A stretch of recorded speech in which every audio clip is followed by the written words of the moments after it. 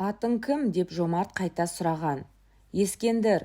Әй, сен әлгі байдың қызына үйленіп, ол таудан құлап іші жарылып өлген әйелдің ерімісің? Деді қараңғыда жомарт.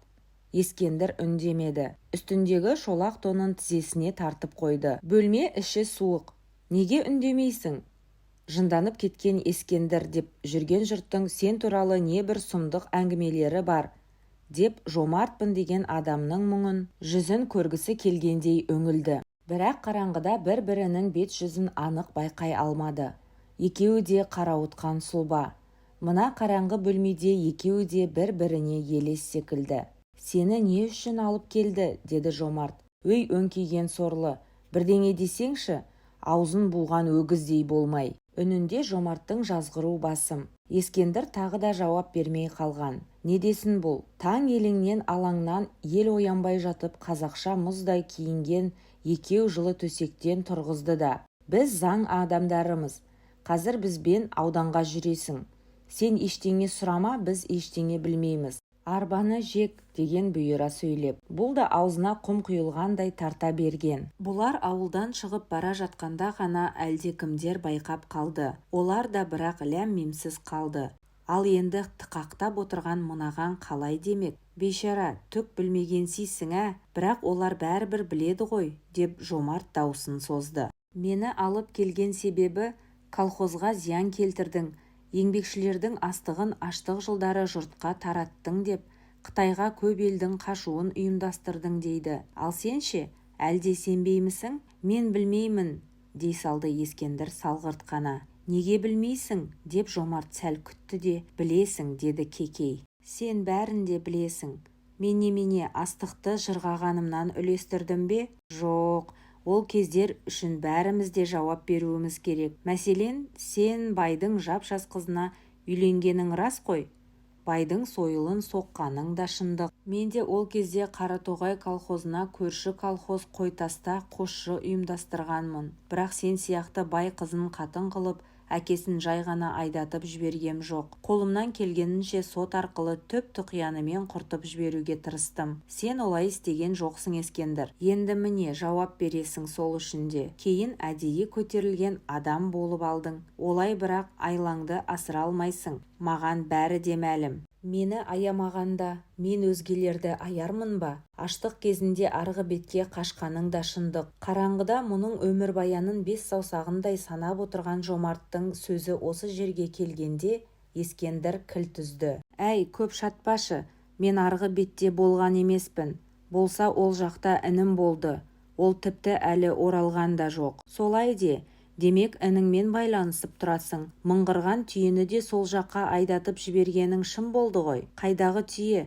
Асыра сілтеу болмасын, аша тұяқ қалмасын деп, аша тұяқтың бірі түйе атаулыны алғашқы науқанда қырмандай қыруға осы ауданға айдап әкеткен. Ауылда тігерге тұяқ боп артық тұрақ 100-ден астам жануар қалып еді ғой. Аштық кезінде оның өзін аш-арық жұрттан қорып қалған мен едім ғой. Егер мен сол уақытта жынды-сүрей болмағанда аш жұртқа түгел таратып берер ме едім?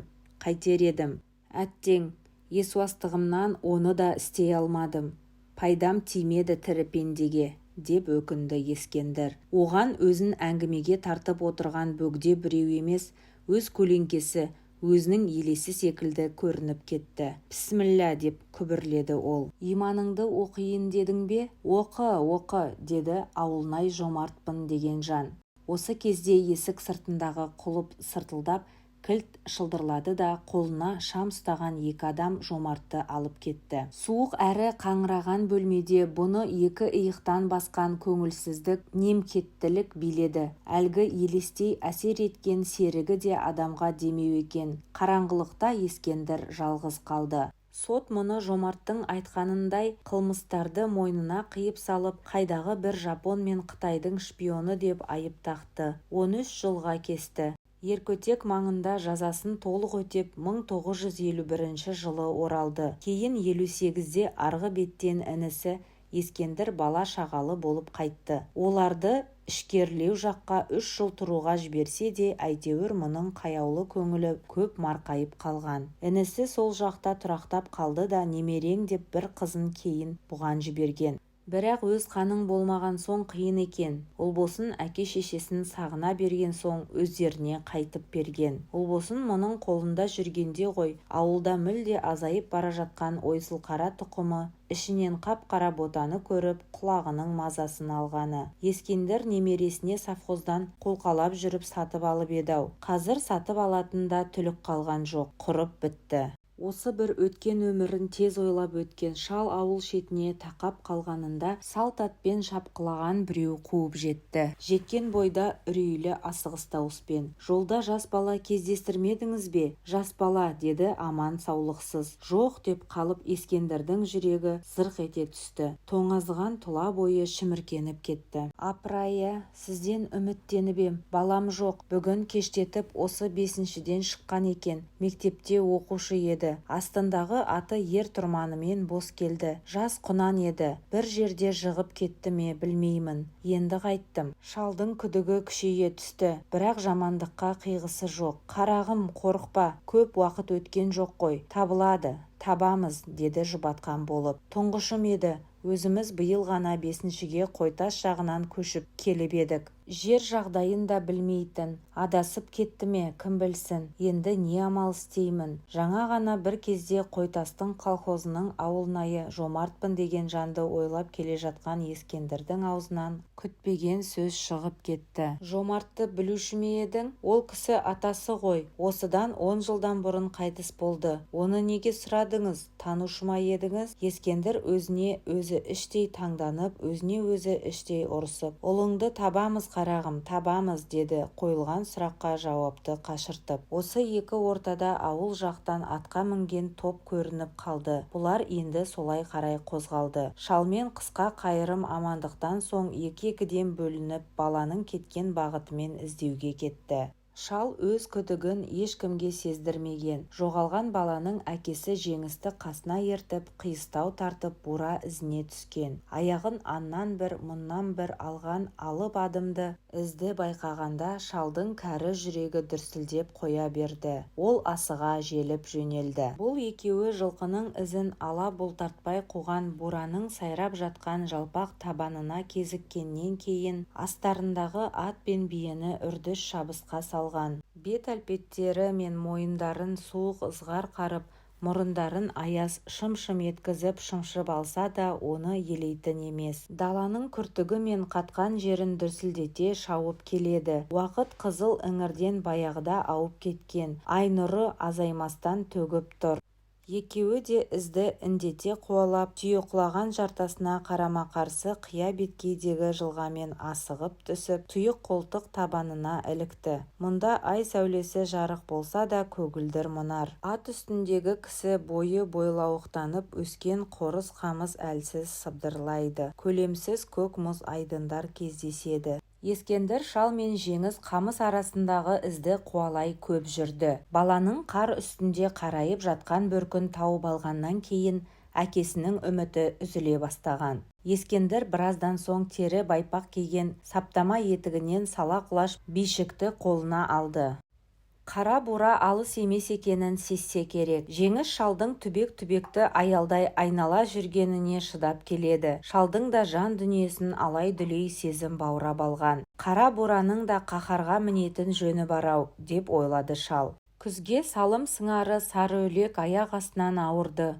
Әлде у-шөп, әлде басқа бір себеп бар жоғы 2 күннің ішінде пышаққа ілінді. Ескендір шал іштей Құдайға қанша жалынып жалбарынғанымен төте келген ажал алып кеткен. Шал іштен тынды. Қара бураны жылда қорада ұстап қолдан қайытушы еді. Нәпсі буған жынын солай басушы еді. Қара бураның қозуынан қайтымы тез болушы еді. Табиғаттың жаратылысы да. Бура бұйдасын үзгенімен үзіліп-сүзіліп тұрған енді інген қайда. Бейшара жануар ағзасының аңсары ауып, айдалада арқырап жүр. Бұл өңірде тайраңдаған тұқымынан өзі ғана қалғанын қайдан білсін ол. Кейінгілер ұмытқалы үріккелі қашан. Қартайған қарт қайтпек. Қазір қайрат қыла алмас қарт та бір. Қаңғырып қалған қалған қас бура да бір. Бөріктей дөңгеленіп өскен тағы бір қамысты түбекті айнала бере қарт қалт тоқтады. Биік құлағын қайшылай осқырып жіберді. Шал жеңіс аңдап үлгерем дегенше ақырып алға ұмтылды. Жеңіс сонда ғана байқады. Құндақтаған жас баладай қос өркеші қисаймаған қалпы басын жерге сала шөгіп жатқан бозаң бура көзге анық шалынып, оның қасынан бірнеше бөрі марғау көтеріліп, селдір қамыс арасына қарай беттеп бара жатты. Ақырып ұмтылған шалдан жасқанбаса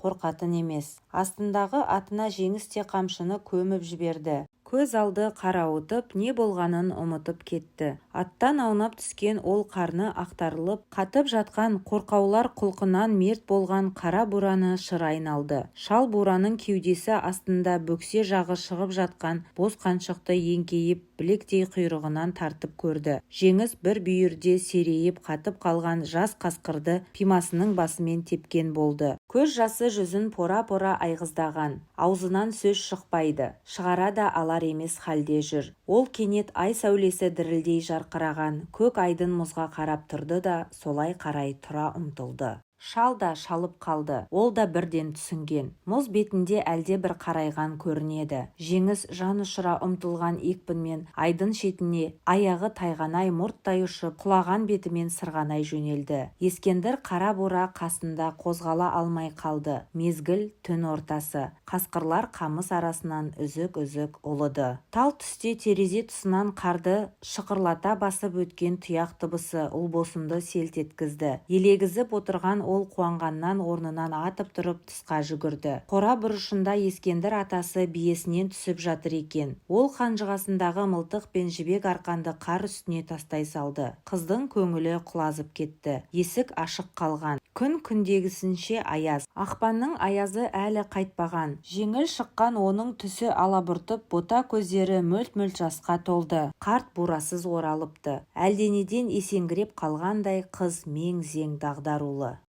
1989 жыл наурыз, Қаскелең, Исаев ауылы. Құрметті достар, осымен қара бура әңгімеміз соңына жетті. 10-шы бөлімнің соңы. Әңгіме ұнаса, достарыңызбен бөлісіп, лайк басып, пікір қалдырыңыздар. Арнаға өтіп басқа да әңгімелерді тыңдай аласыздар. Назарларыңызға көп рахмет.